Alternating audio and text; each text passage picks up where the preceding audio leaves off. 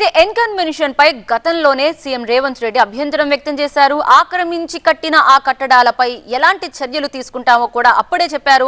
అప్పటి ప్రభుత్వాన్ని రేవంత్ రెడ్డి నిలదీశారు కూడా. ఒకసారి ఆయన ఏమన్నారో చూద్దాం. ఈ చెరువుల కబ్జాలను కూడా ఎంతటి వారైనా కూడా ఖచ్చితంగా తొలగిస్తాం. ఈ చెరువులే వరప్రదాయిని తెలంగాణ ప్రాంతానికి అని పదే పదే మంత్రివర్యులు కానీ ప్రభుత్వం కానీ చెప్తా వచ్చింది. అయితే ప్రధానంగా సినిమా హీరోలు అంటే ప్రజలకు ఆదర్శంగా ఉండేవాళ్ళు, మంచిని ప్రజలకు బోధించేవాళ్ళు, వాళ్ళని ఆదర్శంగా సమాజం తీసుకుంటుంది. హైటెక్ సిటీ ఎదురుగా గురుకుల్ భూములలో కన్వెన్షన్ అనే ఫంక్షన్ హాల్ ఏదైతే ఉందో అక్కడున్న చెరువులో సగానికి అడ్డంగా గోడ కట్టి కొన్ని ఎకరాలు ఆక్రమించుకొని ఫంక్షన్ హాల్ నిర్వహిస్తున్నారు. పదే పదే ప్రభుత్వం దృష్టికి వచ్చింది, టీవీ ఛానళ్ళల్లో పేపర్లలో చూపించారు. అక్కినేని నాగార్జున గారు కూడా దాని మీద స్పందించారు.